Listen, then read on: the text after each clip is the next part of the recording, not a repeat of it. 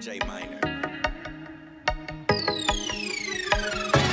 Let's have some fun, I'll think about it. Light me a blunt more than one. Say I don't wanna talk about it. Adopting a separate thing, cost you little rise. You feel away, babe. This is a wide-ranging, free-flowing discussion where I offer my unsolicited views on everything from music, movies, politics, sports, religion, pop culture, you name it. If it's happening, I'm talking about it. My thoughts unsolicited, nobody cares, but I care, and MeloRoZe cares. Ain't that right? Yeah. All right, like I said, I have MeloRoZe with me live. How are you today? I'm good. How are you? Good, good. Thanks for having me. Now, this is a very special moment because this is my first video. So the first time I've recorded my show on video. So it's going to go either one or two ways. I always like to say I have a face for radio. So the success or failure of this show is all going to be on you because I know I look like a beast, but you're beautiful. So. Oh, thank you. So how you been? How you been, MeloRoZe? I've been pretty good. Been super busy, so yeah. Good. Busy is always good. So for my subscribers out there, MeloRoZe is a recording artist based out of where are you based out of again? I'm in Nashville, but I'm from Atlanta. That's right. Okay. All right. She's in Nashville, but based out of Atlanta, and she was on the show a few months ago, and we talked about a lot of things. We listened to your latest single, and I just want to kind of get everybody up to date on everything that's going on with you right now. So what has happened over the last few months, being quarantined and everything? Once again, as a musical artist, getting your career on solid footing and everything. So how's this pandemic now, since the last time we talked, how's the pandemic affecting your ability to market yourself and to do what you do? Yeah, well, the last time we talked, I was very kind of confused and stuck on what I wanted to do and how I wanted to do it because, I had so many plans and I feel like that whole thing kind of stopped my planning. And I think everybody went through a phase where they kind of didn't know what to do and they kind of just like took a pause, and like whether that was just like sleeping more than usual or just kind of stepping away from the things they normally do. And I feel like that's what happened for me in the beginning. I definitely wasn't writing as much. I definitely felt uninspired, all those things. But recently, watching other artists and other people that I look up to, I saw them kind of making do with what they could. And people were coming up with all kinds of crazy ideas based off of the situation because they had no choice. So they were trying to figure out different ways to do what they love to do in a new world. And I saw that, and that made me more inspired. So I got back into writing. I got back into doing all of those things. And I don't know, just lately I just feel more of a drive, like this has to be the time I do it now because,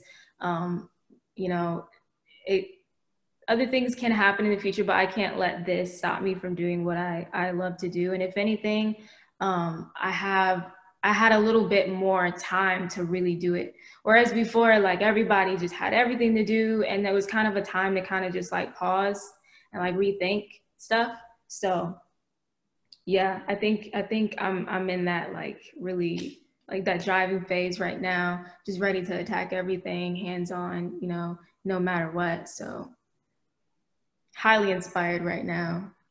Good. That's good to know. Now, I'm going to go out on a limb and just assume that everything that's been going on in the world, the pandemic and everything, quarantines and everything has broken a lot of artists. I'm sure a lot of folks have kind of fallen by the wayside in this industry because A, they don't know how to cope with it. B, it's thrown a monkey wrench in their program financially, ability to get there and make money and gig and things of that nature. Obviously, I'm sure the industry has basically ground to a halt. So I guess it kind of goes to show that this is a business that's not made for the weak-hearted or the weak-minded. So that being said, how do you push through that, and how do you keep that motivation going in light of everything else that's going on? Where are you drawing your inspiration and motivation from the most?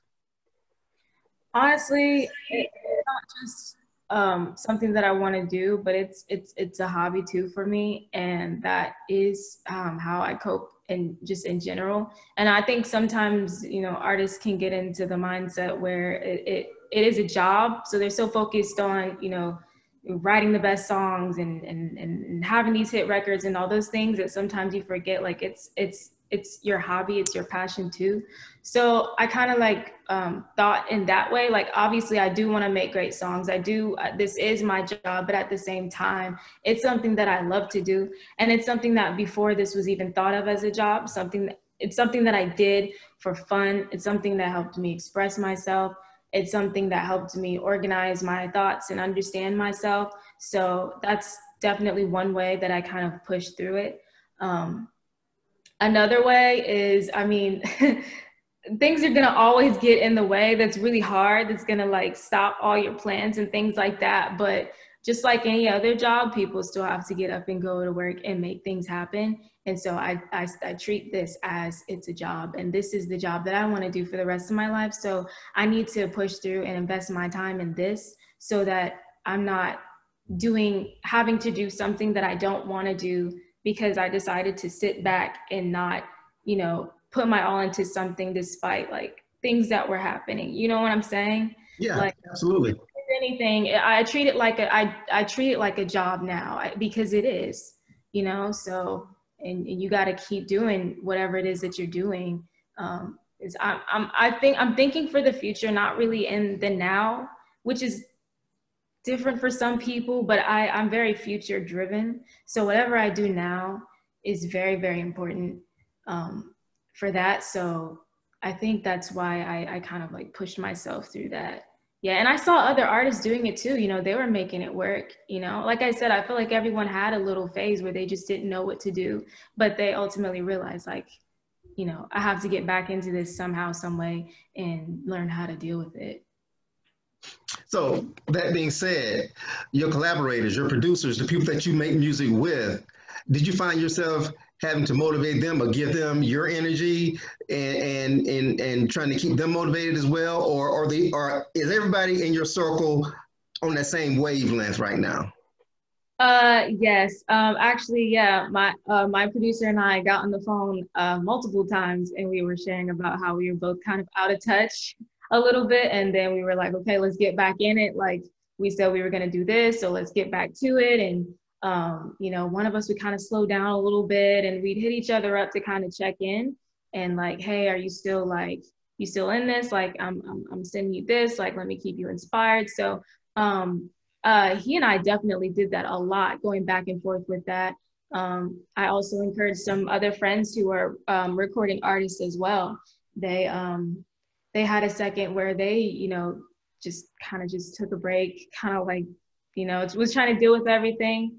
And when we came together and we wrote together, then it's like, okay, you're inspired again. Like, this is what I want to do. This is what I'm meant to do. So let's get back into it. So yeah, I think everybody was out of touch and then back in it. And then you just have to encourage each other because everyone was separated and like, it was just very different for everybody. So staying in contact and doing things like, Zoom, FaceTime calls, all this stuff was crucial. I think, especially for artists, because our minds are different. And so we need encouragement, especially from people who understand and do what we do, because I don't think I don't think just anybody can understand the mind of a creative sometimes when you feel like, when you're in those low moments and like you kind of you check out, you need another creative, I feel like, to help build you back up and inspire you. So that being said, are you finding yourself in I guess in moments of heightened creativity, or are you having to funnel those energies from other parts into your music? Just how I guess when it comes to making music, I'm assuming, since I'm not a musical artist per se, I assume that when you draw your motivation, you have to kind of ride that crest until you create whatever it is that is inside of you at that moment. So you know, when you're in a situation like this, something that no one has ever had to deal with before, as a creative person, do you find yourself, you know, in a lull, or I mean, once you get going, is it still flowing out of you, or are you having these lapses? Just kind of explain, just from the inner creativity side, how you put all this together and keep it moving in a positive direction. Um, well, I do feel really, really low sometimes about everything, but I think that's what makes the best music, honestly, for me. So I don't necessarily um, have to be in that mood to do anything like that. I feel like I wasn't feeling creative because, you know, I'm not able to go out in the world and experience things and be around people and create stories and things like that. But still though, I think I always have music in me. It's hard to explain. So it's, for me, it was resistance, I think, more than anything. It was the excuses for why I can't sit down and do this, why I'm not, you know, coming up with these ideas, just all these excuses as to why, more so than anything. Because I feel like the creativity is there. I have songs, I have so many voice memos and things I needed to get to. It was just, like I said, massive resistance. And I've found recently that I wasn't the only one going through that, but a lot of other young artists that I'm meeting through school and things like that, they were going through the same thing. Like, it's not that I wasn't having these creative ideas. I was just making all these excuses as to why I can't sit down and do it, or all these distractions. I was letting things distract me from doing what I needed to do. So I think that's really what it was. Okay, that being said, of course, the last time we talked, we listened to your single "No Patience." So here we are once again, a few months later. How did that experience with "No Patience" work out for you, and what did you learn from it? And what's the positive that you've taken away from it, and what are the negatives that you think you need to improve on when it comes to your work being in the mainstream the way "No Patience" is? Mm-hmm. Yeah, that was a really dope record, and I received a lot of positive feedback from it from all ends, people I didn't know, then family and friends. Um, I think for sure what I want to improve on in the future, and just, you know, what I can give advice to other artists, is having more of a strategic marketing plan. Um, the song, it was released when I kind of like uploaded it to be released through the distribution. It wasn't ahead enough. It wasn't, you know, I didn't allow time for that as much as I should have, because I was learning that there are so many more things that I could have done to push this song out there to a wider audience with that. There's even a chance that you can submit your song to a Spotify playlist if it's um, done in a certain amount of time, that space. And I found that out later. And so wasn't able to do that.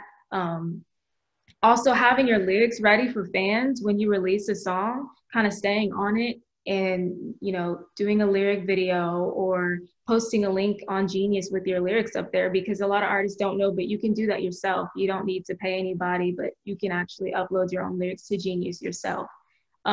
So things like that. Definitely, my producer and I were talking about different ways we could have better marketed the song. I think it was my first release, so I look back and I'm like, dang, there was a lot I could have done better, even with submitting it to BMI and my publishing and my producer and the co-producers publishing, just like ahead of time, so that, you know, we can like keep track of that stuff and the royalties and things that come from that. So definitely, but that was, again, back to the really low period phase, that phase. It was like after that song, it was released, I think, in March. But after that song, it was like May, but it was during that time when it was like, I just, the song was out there and I'm like, hey guys, like, go listen to it, but you got to do more than that.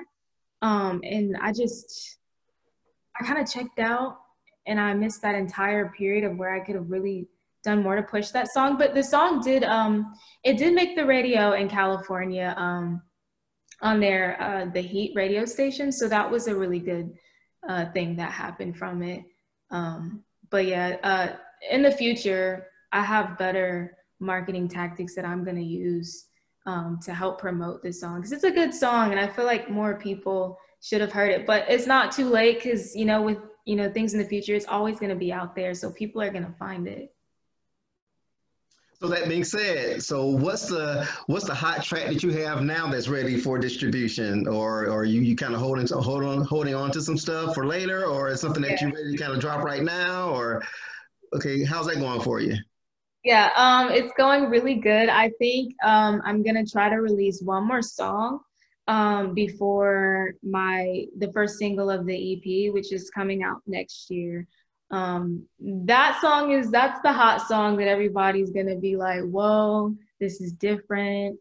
It's definitely totally different than No Patience. It's more of it's a real cool hip hop vibe. We actually just started rehearsals today for the music video. So that song will be dropping sometime in October, and a video will follow right after that. So that's the one I'm excited for. I think everyone's gonna be excited for that one. I think people are gonna have fun with this one. Can you give us any details at all about the song? Can you give us a title or anything you want Yes, to share right yes, now? absolutely. The title is called Think About It. It's called Think About It. And basically, it's a song that is going to make people really feel themselves. They're going to really feel themselves.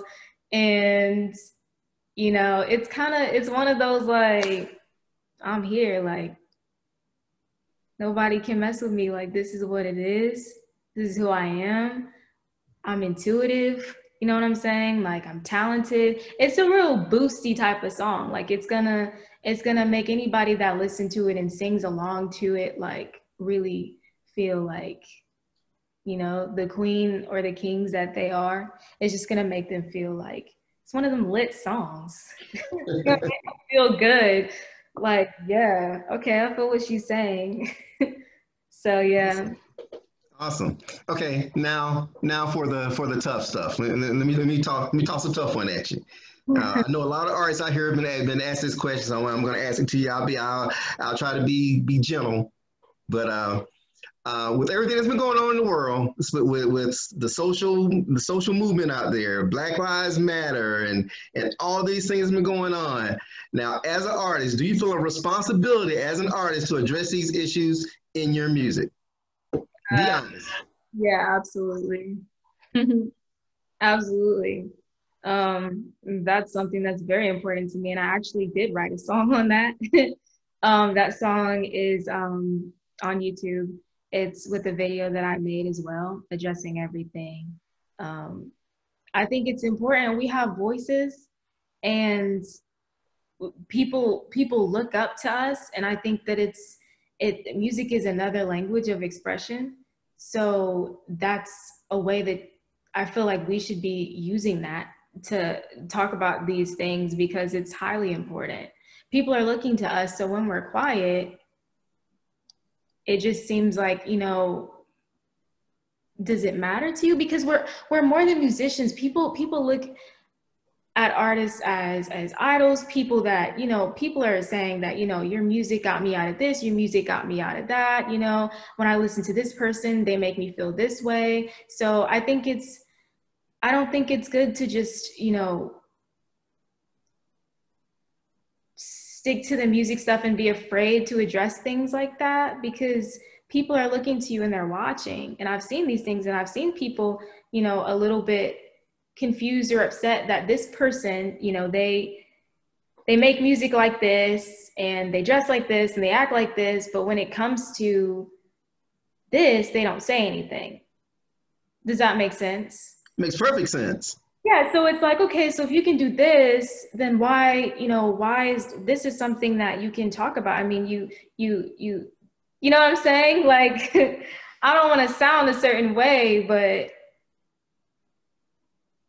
I don't want to sound a certain way, but I feel like if, especially if you're Black, that you should be saying something if you're an artist, because that's important. You know, these things can happen to you. Yeah, absolutely. So that being said, once again, as an artist who's just starting out on her career, hopefully, which will be definitely be a lifelong career, um, do you find yourself being concerned that if you do take a social stance in regards to today's social climate, that it may segment or cut you off from a certain audience?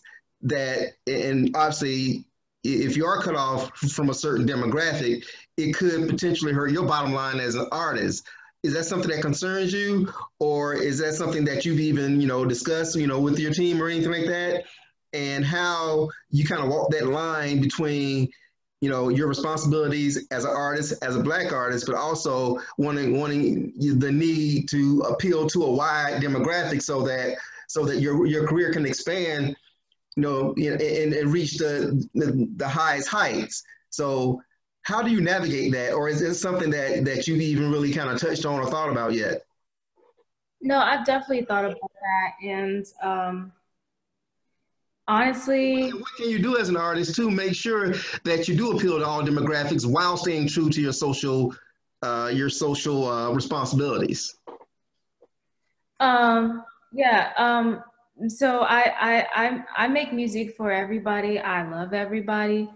So I definitely want to see all kinds of people, listening to me and wanting to be a part of my journey and be a melomaniac, as I call them.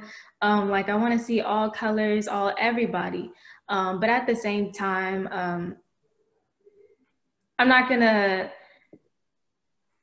I'm not gonna hide how I feel about certain things, and I feel like that's something that I'm gonna be open about, especially in that sense. There are some things that there are some things that I maybe won't discuss, but that right there is very important. And no, I'm not afraid that I'm gonna lose anybody from that because, frankly, I don't know if I really want um, I don't know if I really want anybody just around me, period, who doesn't understand that or at least sympathize with that in any kind of way, because I don't feel like it's wrong that I have that opinion. That's something that I'm going to be extremely open about. I think it's important. And I'm not going to change kind of like anything that I believe in to appeal to any demographic, because I feel like the music is the music. And if that should be what's bringing people together. Everybody has a difference of opinion.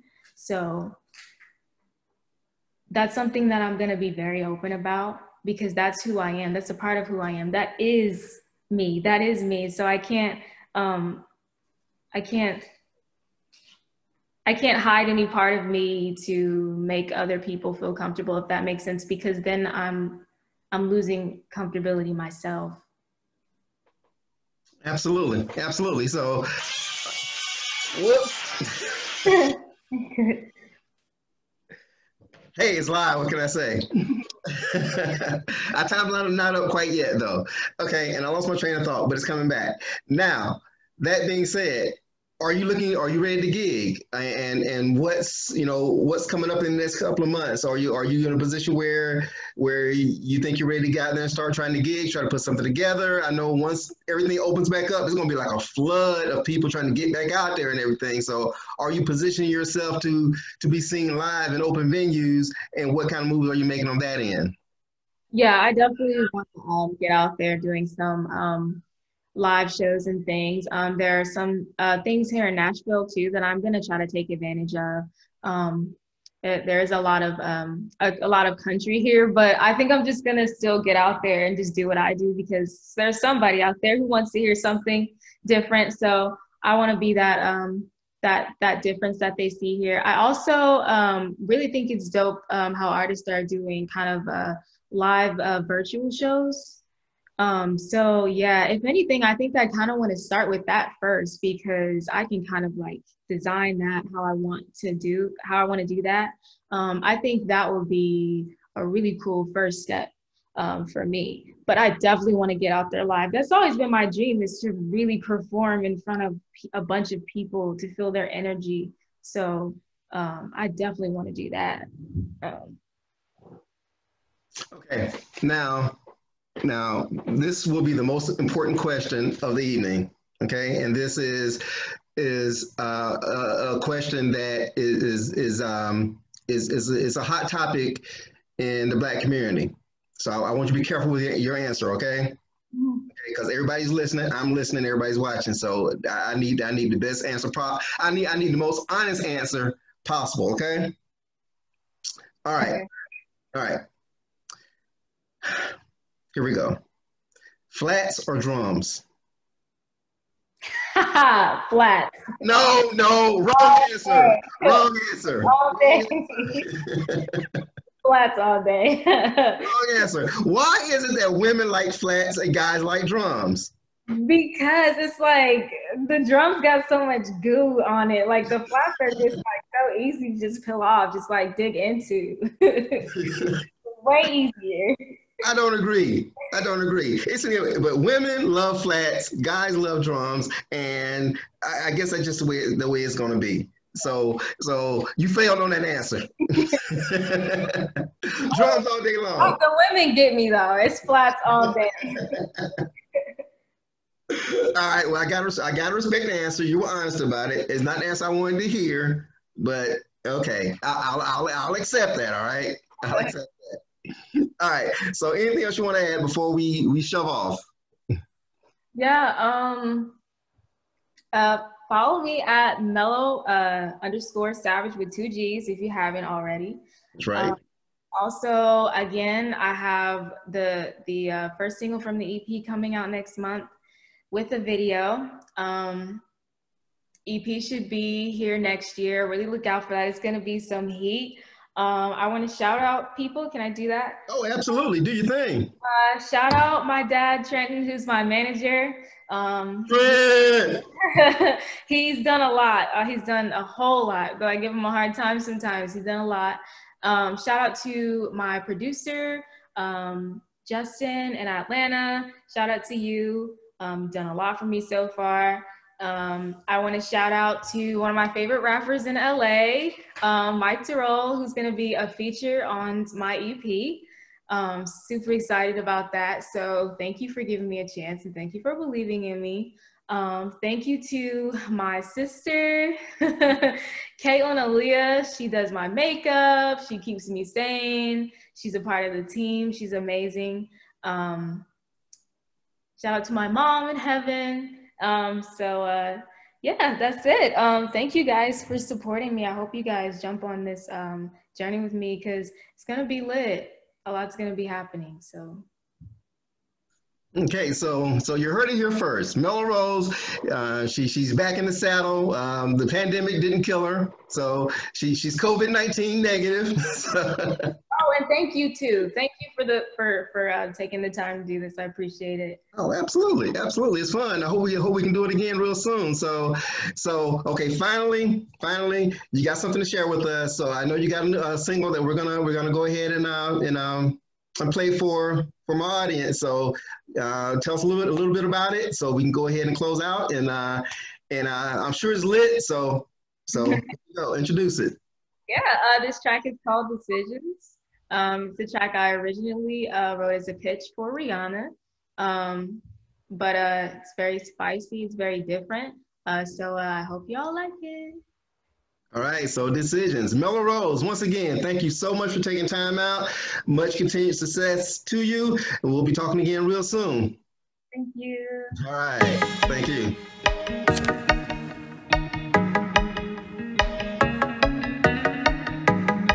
J Minor. Let's have some fun, I'll think about it. Light me a blunt more than one. Say I don't wanna talk about it. Adopting a separate thing, cause till it rise. You feel away, babe, you feel away. No changing labels on anything, staying unclaimed, yeah. Now ask me for it, I know it. Don't kill the vibe, we're feeling like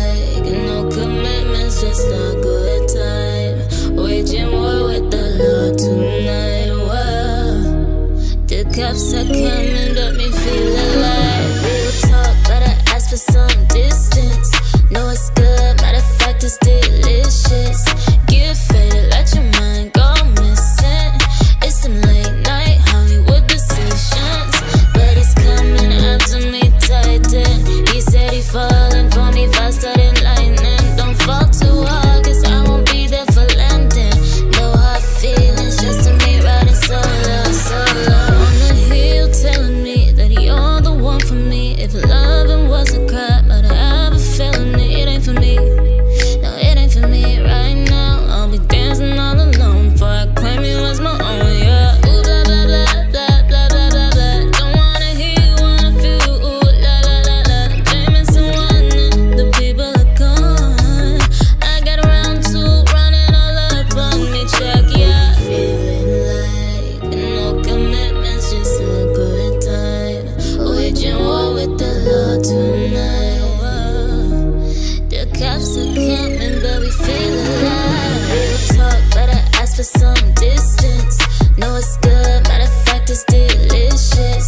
Get faded, let your mind go missing. It's some late night Hollywood decisions, but he's coming after me tighten. He said he falling for me faster than lightning. Don't fall too hard, cause I won't be there for landing. No hard feelings, just to me riding solo, solo.